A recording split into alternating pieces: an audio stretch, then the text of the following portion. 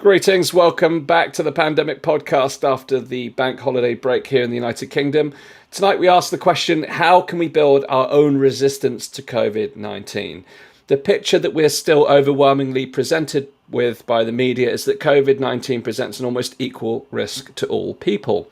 There are cursory nods at the elderly, vulnerable and those with pre-existing conditions, but especially in the coverage of tragic and rare outcomes within younger people, there is no detailed analysis of the cause or the rarity of these exceptional stories.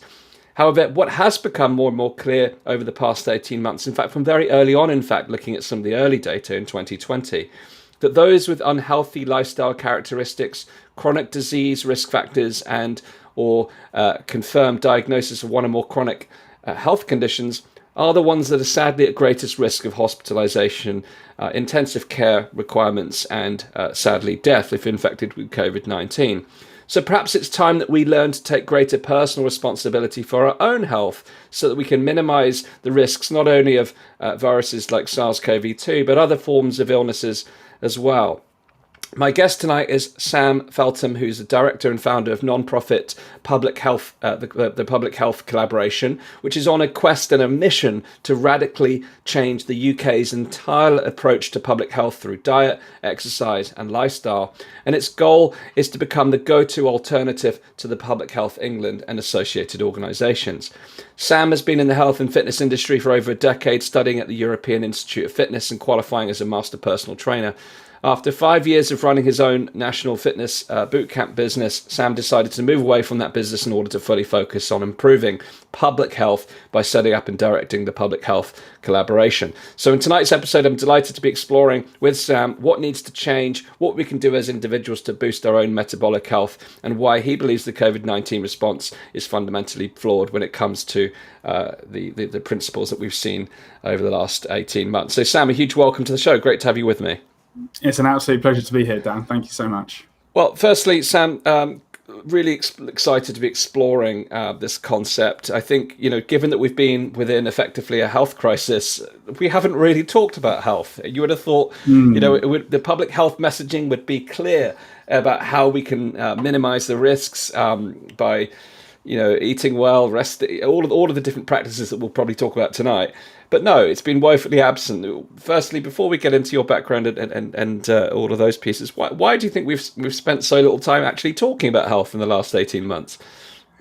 My gosh, yeah, where to start on that one? Well, basically, it's because I don't think that they have a belief that the British public can do it. I think potentially, because when I've spoken to a lot of people kind of in and around the space of Public Health England and associated associations, they often think that lifestyle interventions just don't work. There's often this study that came out kind of in the 90s that 95% of diets don't work, and a lot of healthcare professionals learnt that at university and took it as read, and then that's the rhetoric that they use when they're talking about lifestyle interventions. And so they just are in this belief that it's not going to, A, they're not going to do it, and B, it feels a bit woo-woo to them for some reason, that actually looking after your own health is going to improve your immunity to anything that's coming into you. Yeah, that quote's fascinating. 95% of diets don't. My experience of that is 95% of diets don't work because 95% of people who are on the diets don't actually do the work, and that's that is the issue. But that shouldn't detract us from seeking to inspire people to take control of their health. And I think this is the fact that we haven't seen over the last 18 months a real focus on health. It is to me deplorable, but it's also an opportunity for people like yourself and the Public Health Collaboration to really make a mark, I think. So perhaps it'd be a good juncture to share a little bit about what led you to starting the Public Health Collaboration and really what its aims are. Yes, absolutely. So we, as you said in my intro, I started off as a personal trainer and boot camp business owner, and from 2010 to 2015, I ended up with 10 locations across the country, across the UK. But at the end of 2015, I felt like I was in a bit of a philosophical quandary where I was, happy helping lots and lots of people across the country, improving their health, coming off of medications of things that they're having to take for multiple different diseases. But I always felt like that we were always going to be battling uphill in regards, particularly to the nutrition advice that we were giving, because it's essentially the opposite, and I'll get into that in a bit. It's essentially the opposite of what the current UK government recommends across the board, which is called the Eat Well Guide.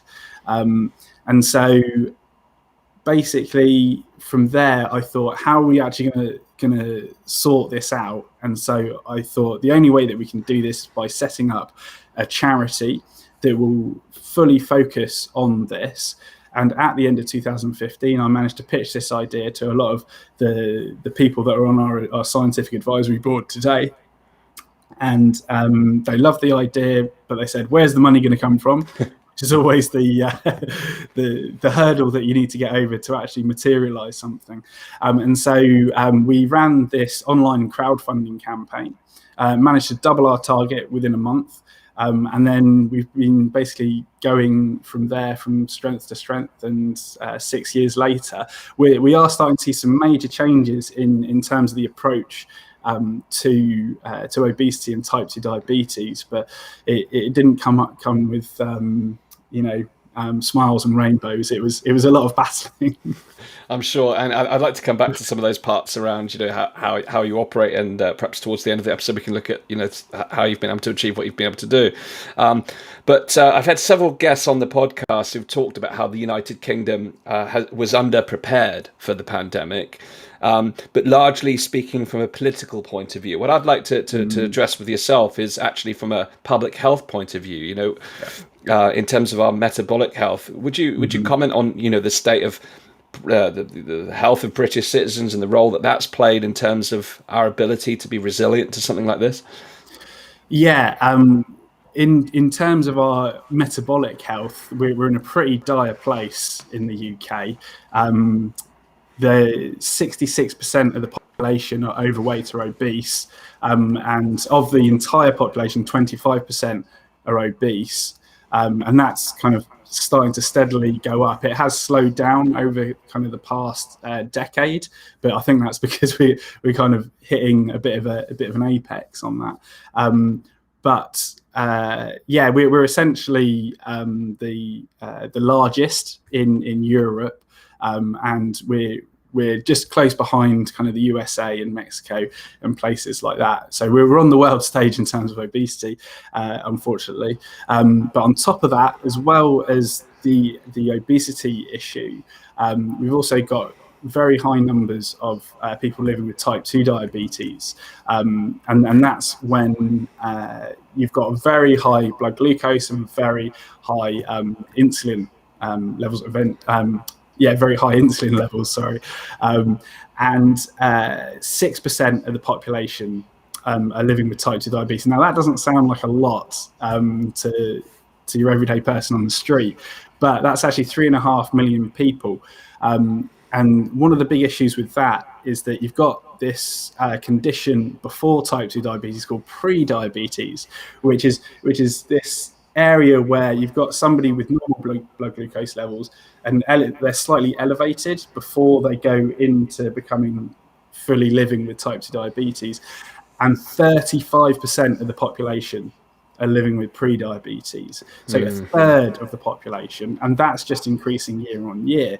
And so essentially we're going to get, and just sorry to go back to that, so just 6% of the population are living with type 2 diabetes, and that costs the NHS £10 billion a year alone. It's the single most expensive thing within the NHS's budget, but it's the one thing that we can have a massive impact on through lifestyle.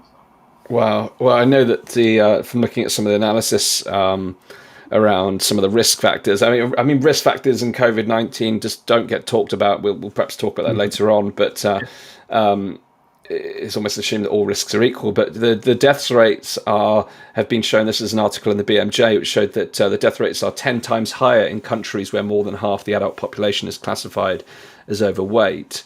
That was from the World. It was picked up an article from the World Obesity Federation, which is featured in the BMJ. So it quite clearly shows that weight, particularly when it comes to being classified as obese, plays a factor. We've seen that diabetes plays a factor, and I know there's a whole range of reasons that could lead to someone becoming overweight. But with these preconditions, I suppose, in terms of background population challenges, it doesn't seem that we were very well placed to face a health crisis.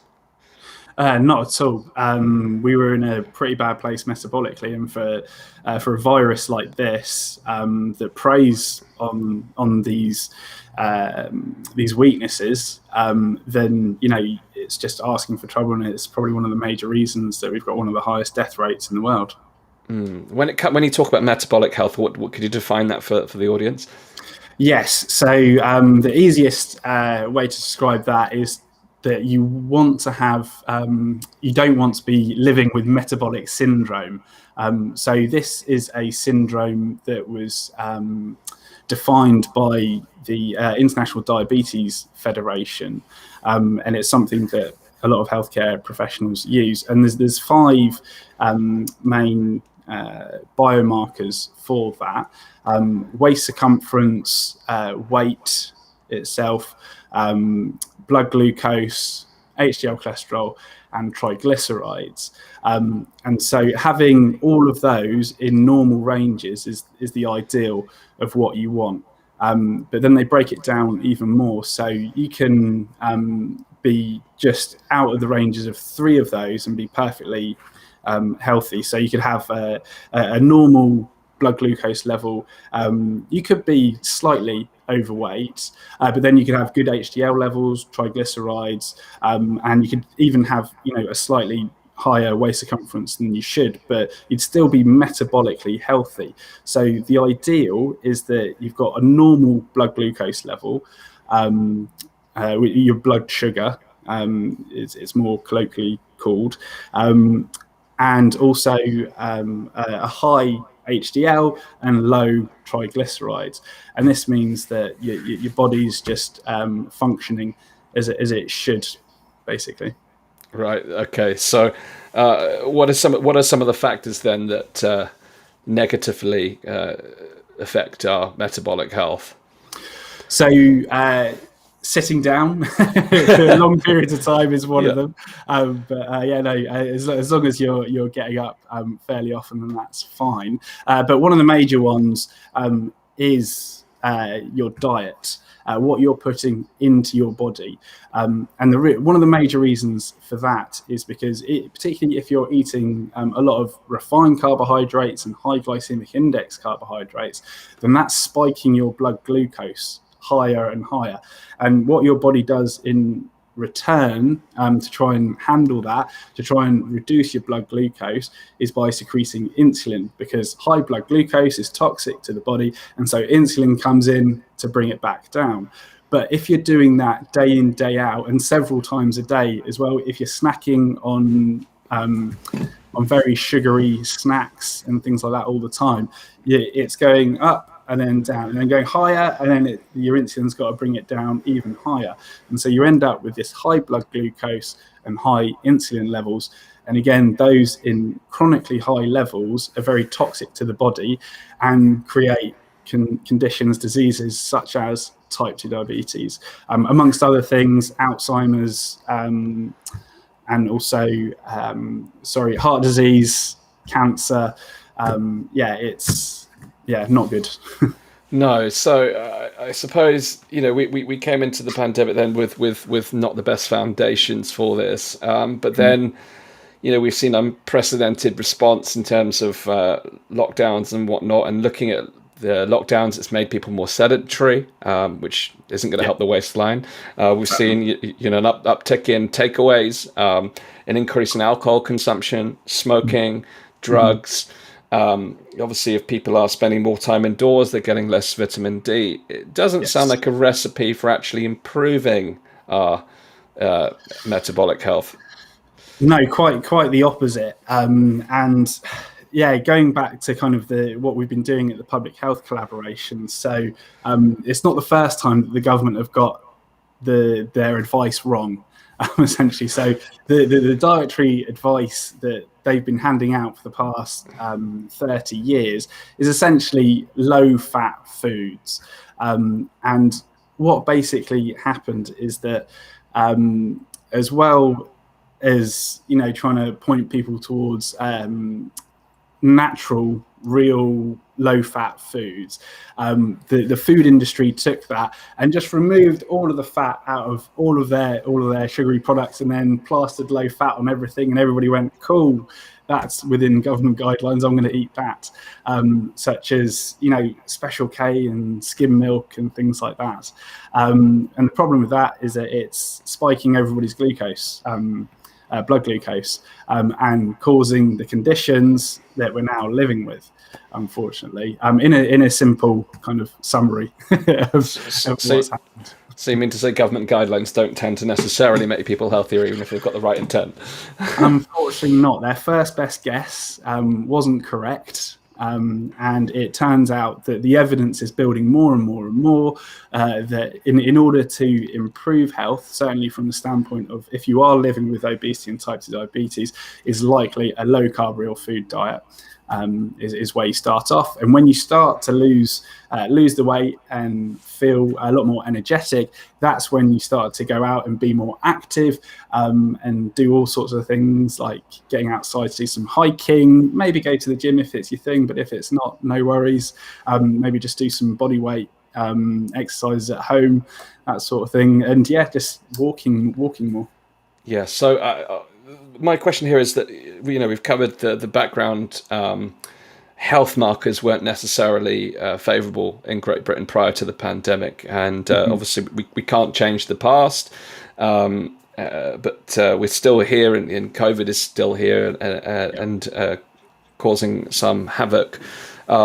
How quickly? I know this is personal. If you've got a personal training background, my wife's also a personal trainer, and the question how quickly can I do X is all. People want the quick fix, but appreciating that lifestyle factors, nutrition, exercise, all play a role in improving our health.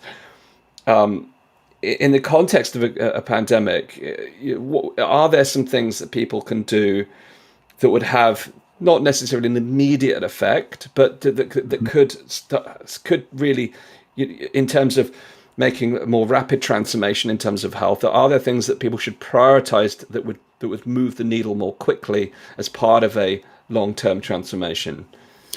Definitely. The first thing to do is probably to remove all refined carbohydrates from your diet. So I'm talking about supermarket breads, cereals, things like that, and even all starchy carbohydrates, really, to begin with, at least, like rice, potato, and even kind of the starchier beans, for instance, and from there, you want to be really focusing on real food at large. The 9 words of common sense that we try to instill through our messaging is: eat real food, avoid fake food, be active every day. And that'll mean different things to different people. But in terms of trying to improve your metabolic health, reducing the refined carbohydrates and ideally your total carbohydrates, and focusing on real foods such as meat, fish, eggs, low glycemic index, vegetables, and fruit as well, basically. I remember in my mid-20s, I did an experiment around this when I was starting to learn about natural health. And I spent 30 days and I tracked my body fat for 30 days. And I made no changes to my fitness regimen. So I kept that consistent. The only change that I made, and this is not a true scientific experiment, but I removed refined carbohydrates for 30 days. And at the end of that 30-day period, I'd lost 2.5% body fat. Now, my body fat was not particularly high at that point anyway. So I mean, when I really got into health and fitness, that's when I really drove my body fat down. My wife showed me a picture of me when I first met her, and she reminded me of how I used to be and the standard that I should be setting for my unborn baby that's about to arrive, which is a little nudge. So, it really showed that just a single dietary change can make a real difference to our core markers. Now, I think one of the key challenges when it comes to making lifestyle changes is when people hear about eliminating things. If they've become accustomed to a certain diet and they enjoy certain foods, it can be quite intimidating. How should people view this when they make those choices? Do they need to go, is it about reduction? Is it about elimination? Is it about replacing for other things? How should someone look at that? Because people don't like to feel deprived of the things they enjoy, but simultaneously they want the benefits of a healthier lifestyle. So how should someone approach that decision? Yeah, I mean, it's all individual. Like with all decisions in life, you should look at it from your own individual situation, and how you best function. So for some people, jumping in with both feet and going, real food keto is the way to go. But for other people, perhaps you want to take a slower approach. Just cut down on your sugar. Ideally, take it down to zero. But if you need to do it slower, then just do it slower, and then slowly remove your refined carbohydrates, and start upping the amount of real food that you're eating, and avoid snacking. That's another government message that has kind of gone a bit haywire, is that everybody is all about snacking all of the time. Like you should have all these little meals all the time, and that comes from the bodybuilding world, which I was slightly part of back in the day, and that's because they're doing 3 hours of intense exercise every day. So that's why they want little meals like that all the time, so that they've kind of got a constant protein on drip, basically. But then they took that advice and kind of put it into public health messaging, and then you've got people kind of again having their blood glucose go higher and higher and higher all the time, and eventually eating more and more and more as well. It's all down to the individual. If you are kind of a go-getter type person, find a plan, jump in with both feet, follow it to the letter. But if you feel like you are a bit more of a take it step by step person, remove the sugar from your tea to start off with, and then slowly cut down. And I think the other thing is about finding replacements. So, I've friends I know, I've never smoked, but I've got friends who have quit smoking, and, they said some of the best advice they had was to replace the habit with a more positive habit. Yes. So, if people are removing these food types that they may enjoy, what are some alternative food types that people can replace these refined carbs with, for instance, that perhaps could bring similar pleasure? Yes. So often celeriac is something that people replace chips with. So you cut up the celeriac into chip-styled shapes, and then you use an air fryer just in the same way that you would with regular potato, and that massively reduces the carbohydrates. And then in terms of things like crisps is probably one of the most common ones. But I'll get onto biscuits in a minute. Crisps. One of my replacements myself, because I wasn't always a real foodie guy. I was a young snowboarder once upon a time and just eating everything. Now I replace crisps and things like that with I fry like a load of sunflower seeds and then cover it in herbs and spices that I like. A Cajun seasoning specifically, and I eat that with a teaspoon. That's one. Others I know do like Parmesan crisps as well. You can cut Parmesan really thinly, put it in the oven for like 10 minutes, and then it makes these Parmesan chips as well. And there are lots of other alternatives for that sort of thing. The savory snacks, and then your sweet snacks as well. There are lots of kind of almond flour biscuits that you can make, and just nut flour biscuits, full stop.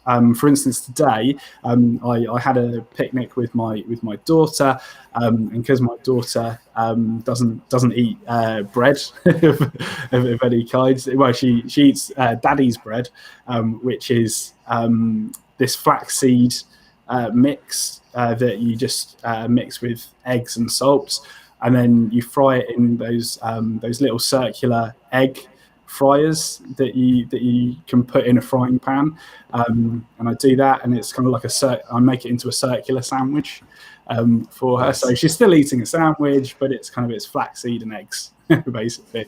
Excellent. She doesn't know the difference. So well done. I've become addicted to kale crisps in the last few weeks. There you go. Just absolutely. Get cravings for them. But again, for me, it's about, there's a couple of things that I think that form kind of food addictions. Is partially it's taste, but actually I think often it's texture, and then the seasoning. So for instance, with the kale crisps, it replicates this kind of textural enjoyment that you might have from other types of snacks.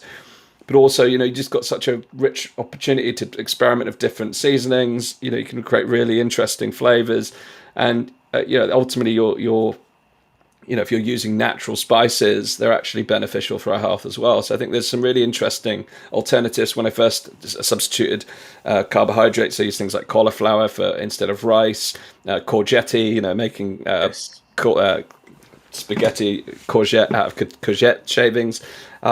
With spiralizers, there's all kinds of things that bring a new dynamic. And actually, for quite a creative individual, I quite enjoy the challenge of finding different replacements, because I think it's easier to form a new habit if you have something to replace the prior habit with, and actually still bring the flavors that you enjoy.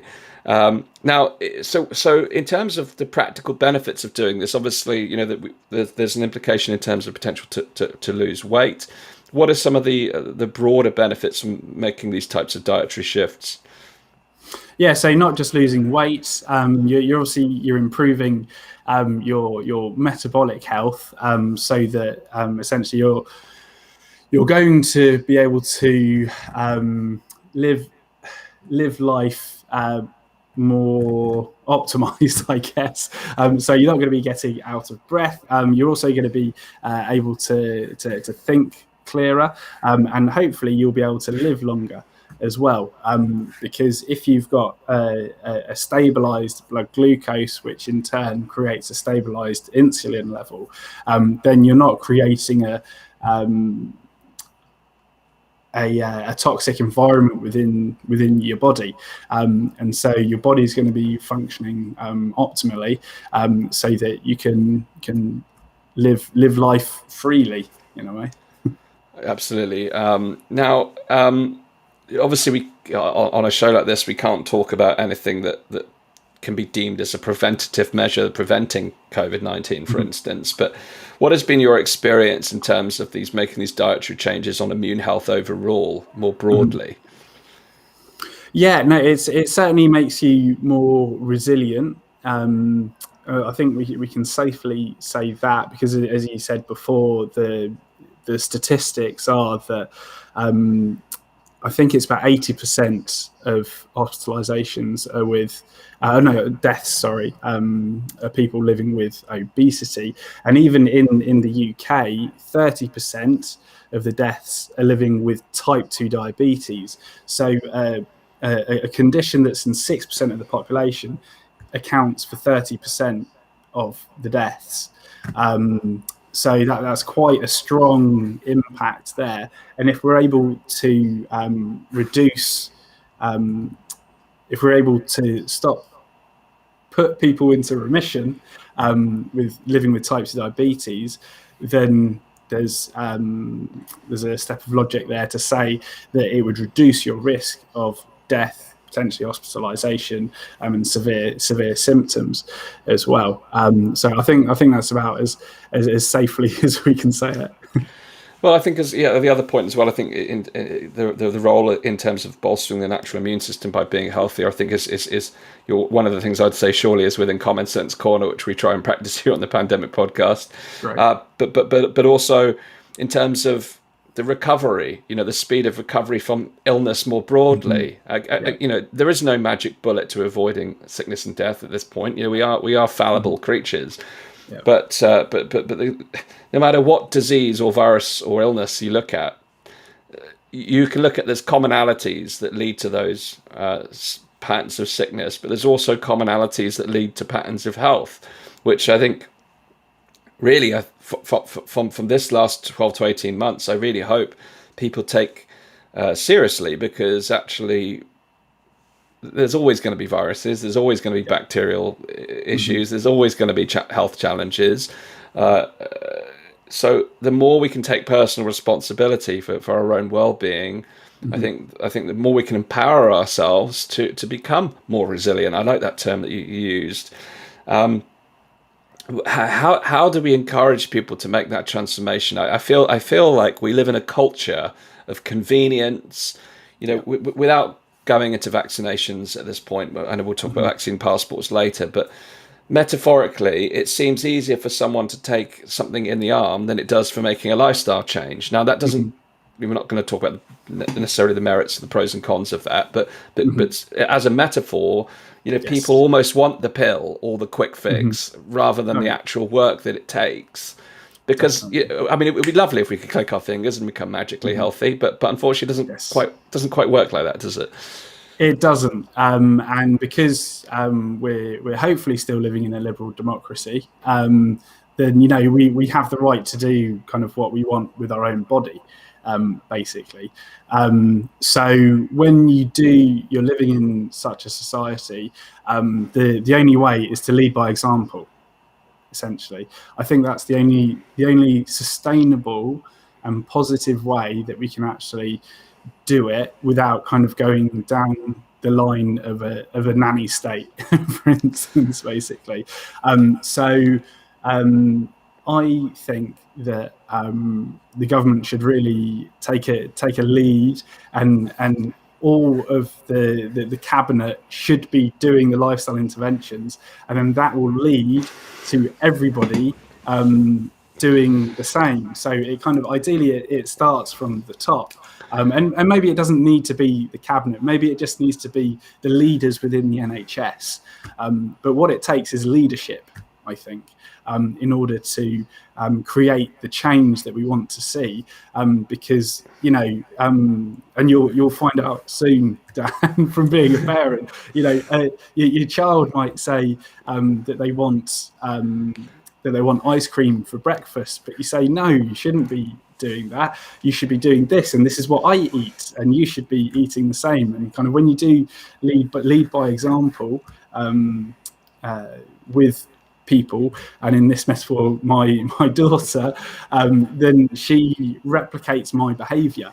So it takes the leaders at the top to show the correct behaviour, so that everybody else follows, basically. I think in my experience in business, it's always been the case that people kind of, if you role model the behaviors, is more important than what you say. People follow what you do, not what you say. I always say, follow people's feet, not not their lips. Because that will tell you how serious they are. And I think role models is such an important part. I think peer group is such an important piece. I mean, my own journey into fitness was partially inspired by the point where I just reached a point in my life where I thought enough is enough. I was, my mid-20s, partying, drinking, not eating well, and I just became sluggish. I looked myself in the mirror one day and thought, this is not who I am. I want to completely turn my life on its head, and made a decision in the day that, within 24 hours, I made a decision that I was going to turn things around and prioritize fitness, prioritize my health, prioritize nutrition, ultimately because I wanted to become that role model. I'd had many people go, I had a bad breakup. It took me on a bit of a journey through kind of self-destructive patterns. And it was just, I reached a point where enough is enough. We need a point of leverage often to make that change. It was a case of looking at myself in the mirror and saying, this is not who I am. I'm going to prioritize my health. I'm going to build a foundation so that therefore I can show up more powerfully for myself, for my loved ones, in business, by having that energy. But it often takes that stimulus. And for me, when I started on my journey, I was quite fortunate that I had, when I joined a gym, you all of a sudden you're kind of surrounded by people who are also making the commitment in different ways, because everyone in the gym, if you haven't been to a gym before, you'll see people at all kinds of stages of fitness. But there was a personal trainer that walked around that studio with this ideal, like for me, it was like the ideal physique. I was like, damn, how do I get in that shape? Yeah. But not only that, the way he conducted himself with his clients was very inspirational, was very encouraging. I thought that's the type of trainer I want to work with, and I hired him. And actually, it made that moment was a moment that really turned things around for me, because I had a role model, but also a coach and a mentor that could help me on my journey to actually transform my body and my mindset around my lifestyle. How important is it to find role models to actually improve our health? Because one of my mentors says, you become the average of the 5 people you spend most time with. And if you spend your time with 5 people who are not healthy, or not living with healthy habits, at least, you can get comfortable living in that way. But if you surround yourself with 5 people who are fit, healthy, active, you tend to mirror their behavior. So how important is it to find empowering role models to help people transform their health? It's exceedingly important, and it's one of the things that we are implementing through the public health collaboration across the country. So we've got something called our ambassadors program. So they're ambassadors of the public health collaboration. They're all volunteers, but we've got over 200 around the country. And basically they liaise with local NHS GP practices to help them set up free lifestyle support groups for their patients to attend.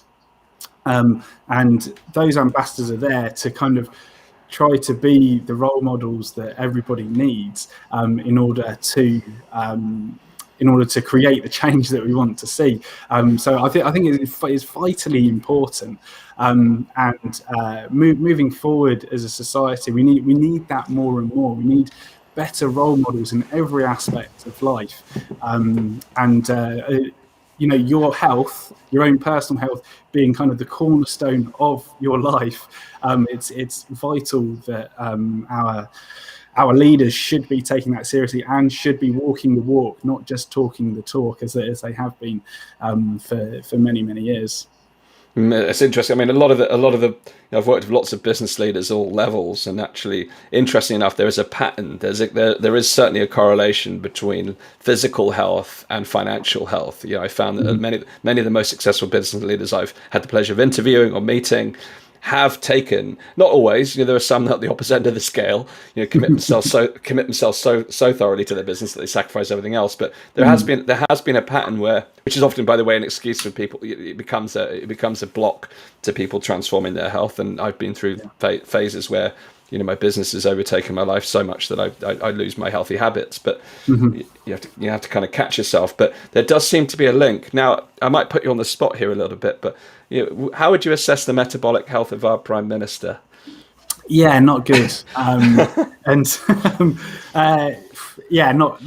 good from kind of a superficial look at him. And he can definitely make improvements. But I think it was probably maybe even this time last year that he did a Twitter video where he said that he's making lifestyle improvements, and cutting the carbs was one of them, which is interesting. So there you go. Good. Well, it sounds like a good start. You try. I mean, follow through is always is the key to success. That's I'm not sure how much he committed to that one, but he does have a habit of flip flopping. So there we are. That's the issue. So, we've talked about the importance of health. For people going into winter now, winter's a time where people's health is often challenged. They're not as active. You've got less vitamin C. Are there certain protocols that you would look at specifically for becoming healthier within a winter season? Yeah, definitely. I mean, all of the things that we were talking about before in terms of focusing on real food and trying to be more active and outside, ideally, particularly as we are going into winter, and your vitamin D levels are going to reduce. Then, supplementation with vitamin D is a must, really. And I believe kind of the government did make a bit of half-hearted attempt to try and get everybody in vulnerable categories to supplement with vitamin D. But I don't know if you saw the paper by the Royal Society that came out last winter in December, saying that basically we should all be on about 1,000 international units per day, which is about 20 milligrams of vitamin D. And I know that there are those that say even more, and at least kind of from a government guidelines perspective, they say up to 4,000 international units is safe, essentially. So as we are going into winter, taking more, at least twice the amount of your recommended daily allowance is what you should be doing. Now, Sam, I want to talk about some of the kind of policy interventions here, and I'm respectful of the fact that your views are your own and don't necessarily reflect the broader organisation that you work with. And it would be interesting to comment on some of the political aspects here. We've talked about how lockdowns haven't necessarily been the best approach for actually improving our health. Mm-hmm. And you mentioned about living in a liberal democracy and having choice. In the context of the current vaccine campaign, how important is it when it comes to our personal health that we retain our ability to make choices around how we treat our body? Yeah, I mean, bodily autonomy is of the utmost importance in trying to keep the foundations of our society strong, because it's your body, it's your choice. You can look at the information, look at the statistics, and ideally unadulterated information and data. And then you can make your own choices based off of that. Now, there's something to say in terms of the current food environment that we're living in. I think there probably needs to be forms of legislation in place, because you've got sugar runs in supermarkets and things like that. So when you're going up to the self-service and there's sugar with deals everywhere, that's not really a level playing field in terms of the information that you're being supplied with.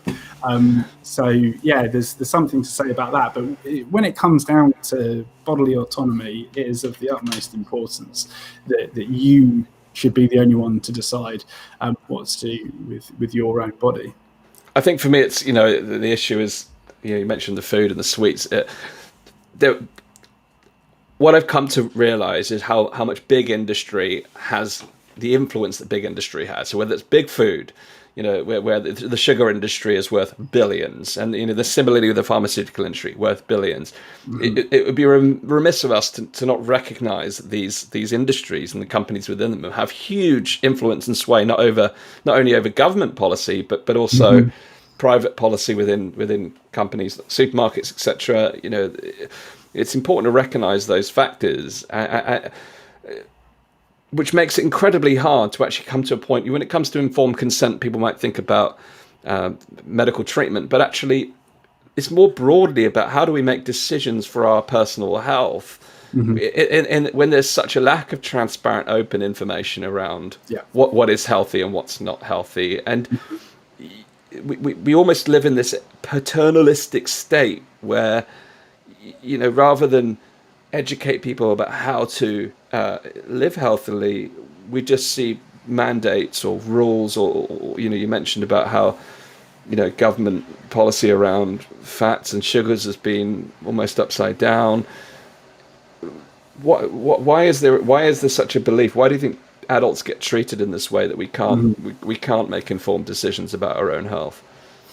Yeah, it's interesting, isn't it? I think there's several things at play here. So obviously, when it comes to things like low-fat guidelines and things like that, there's really been a massive continuation bias about all of this, and we've seen a similar thing. And what's been really interesting is the similarities behind kind of the low-fat dogma and the lockdown dogma, and just the past 18 months has been a hyper normalized state of what the past 40 years of nutrition, what's happened in nutrition, basically, that we're now getting to a point in nutrition where more and more people are seeing the evidence and coming around to the reasoning that perhaps, saturated fat doesn't cause heart disease, after multiple meta-analyses kind of showing this. And as always, it takes about 17 years for the guidelines to catch up to the evidence. I mean, it's finally getting to that point where it is catching up. I hope it's quicker in regards to everything that's been happening over the past 18 months. It really is. It's partially continuation bias, perhaps conflicts of interest, and also ego as well. It's so surprising about how big a lot of scientists' egos are, and they just won't let it go that they probably got it wrong. Yeah, it's just a series of unfortunate events, unfortunately, I think. Well, yeah, I mean, it's been quite, different types of studies, but the studies looking at influence, power, and megalomania. There's the more power someone has, it can be used for good or it can be used for bad, and there is certainly evidence that megalomania plays a role. We might do an episode on that in a separate time with from some of the psychologists that have studied people in these kind of positions. But it's great to hear someone that advocates for personal responsibility when it comes to our health, and to hear the great work that Public Health Collaboration are doing. We touched upon some of the elements of personal choice around that. Linked to that piece, we've got this issue of vaccine passports right now, which potentially threaten personal choice. Firstly, when it comes to vaccine passports in terms of risk reduction as a mechanism, do you think they're an adequate measure or an appropriate measure for risk reduction in society? No, I don't think so. I think it's demonstrably unfair and it's discriminatory as a measure. But in terms of actually reducing the risk, what the way that you could say it, so if you were in support of such a device to be used in society, is that not only would you have a vaccine passport, but you could have a risk calculator passport. And so as part of that algorithm, before you go into a restaurant or a cafe, or just in the case of the UK, it's going to be potentially large scale events, that you go up there and it uses your BMI, it uses your blood glucose and calculates all of those things and says, no, your risk is too high. You might be hospitalized if you go into this football game or something. You are denied entry. And so you can go down that rabbit hole as much as you want. So, for instance, my risk compared to somebody that is obese and living with type 2 diabetes are very, very different. The person living with type 2 diabetes and obesity, it's much higher for severe symptoms and becoming more infectious, whereas I'm more likely to be asymptomatic or have milder symptoms, and so be less likely to infect other people. I don't think so. Yeah, I think you raised a point about where this could go. It's quite very clear from the kind of digital identification industry, how and the world we live in. Fitness trackers. I love using my Fitbit to track my exercise. It's a valuable tool. Sure. These are valuable tools, but if then my health data is used by governments or industry or to actually determine whether they can have access or not, you could almost perversely imagine that someone's BMI is too high and it's on their kind of health passport, they get denied access to a gym because the risk, they could have a heart, right. Yeah. Imagine that, the very thing they actually need. I mean, it's easy to joke about it now, but we know that I laugh because I'm scared that it's going to become real. Well, exactly, and I'm glad. I think there is an opportunity for us to stand against that. And you can see the banner behind me for the audience watching. We launched the Together Declaration last week, which is about saying no to vaccine passports anywhere. So if you haven't seen the Together Declaration, for those watching at home, please go to togetherdeclaration.org, where you can join as a signatory and add your voice to that conversation. I do think we can move forward together. That's why we've used that term. But I think what's important, if we are to inspire people to take better control of their health, this kind of fear-based approach to health can only be doing more harm than good. Perhaps we can conclude by just talking a little bit more about your future aims for the public health collaboration, and how you seek to inspire not only public health but individuals at home and transforming the way we examine our own health. Would you mind sharing a little bit about your future plans? Yes. So we've got many projects in the work, some of which I can't talk about, but definitely visit the website and subscribe to be kept up to date on all of those. The one things that I can talk about is that we're currently just finishing up a pilot study for our new service to help people help people improve their management of type 2 diabetes and potentially put it into remission, which is called the Lifestyle Club. And we're starting there, but we're also going to be moving into creating weight loss services with health coaches, which will be commissioned through the NHS. So the point would be that it's commissioned by the NHS and it's free at the point of access, essentially. But it's one that will be more efficacious than the current ones that are out there, and looking at the preliminary results, it is. So that's fantastic. So hopefully, the fact that we're getting better results and being able to replicate it, again, that changes things. It's kind of that leading by example thing again. And on top of that as well, we're hopefully going to be running our conference next year in May, where we'll be getting hopefully people from world-renowned scientists from around the world to talk about all of this as well. So watch that space on that. And then, other than that, if people want to check out our previous conferences, they can watch all of the videos for free on YouTube.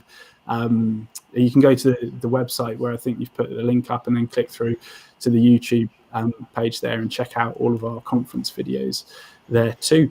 All in all, we're really just trying to help everybody make healthier decisions for themselves, but not doing it in a heavy-handed way. It's about providing the information to say, this is, the lay of the land, and it's up to you, the people, to do it. And we've got people here that can help you to do it if you want to do it. Oh, fantastic. No, I mean, one of my personal reflections, and, listening to the audience, I've been broadcasting for over a year now, goodness me, on this pandemic podcast, never thought it'd last for 12 months and beyond. But reflecting as I go into taking my paternity leave and how I'd like to realign the trajectory of the show beyond the next phase is really to start stepping into that solution space, because there are people now who have become more conscious of their own health risks, and as such are looking for role models and guidance about how they can transform their health. And I think one of the messages I would like to share with people, and I'd be interested in your sentiments on this, is it's never too late to transform your health. I've heard stories of people who've they've made some poor health decisions early on in their life, and they've then almost had to resort to medication, an extensive medication. But I've heard amazing stories of how they've been able to transform their health, their diet, at any stage of their life, and then come off the medication and actually begin living healthier lifestyles. So I don't think it's ever too late to transform your health. Would you agree with that? 100%. We've got so many people within our community and our ambassadors community of people that retired and then sorted out their health. So, 65, 70, we've even got 80-year-olds who, after, decades of living with type 2 diabetes, put their type 2 diabetes into remission. So it's still all possible. And every passing moment is another chance to change. So it's up to you as an individual if you want to take that chance.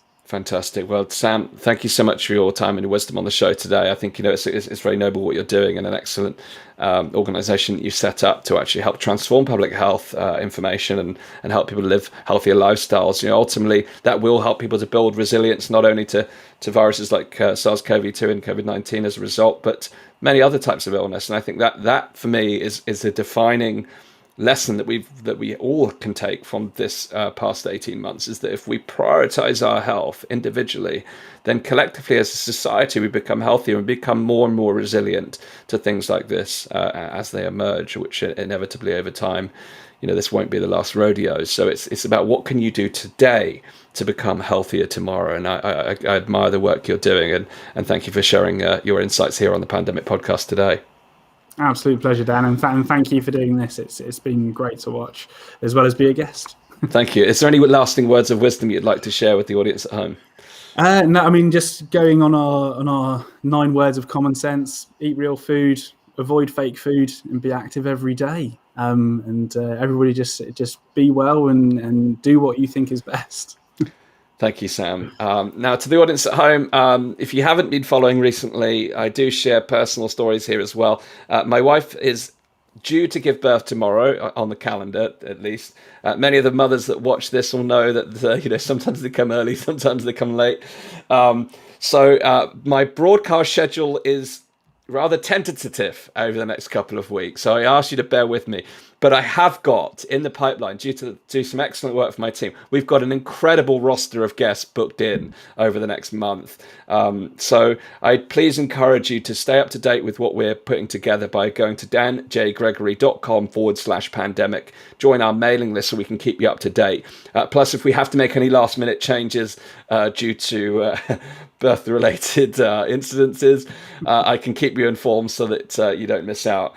We've also got a couple of huge interviews that we're going to do off-platform, because some of the subjects we cover around some of the current topics, unfortunately, social media doesn't like us to cover, so we have to do them off-platform. So we're going to do a couple of guest shows off-platform on Zoom, and you'll be invited to join those separately. So do sign up to make sure you get our future roster of guests. And thank you again to Sam and the audience for sharing this podcast. If you haven't shared this show yet, please do hit the share button. Help Sam and I share this great conversation to help people become more healthy as we go along. So thank you again, Sam. Thank you to everyone watching at home, and hopefully, maybe, or possibly see you again tomorrow, but maybe not. Good night for now, and see you on the next episode. Peace and love.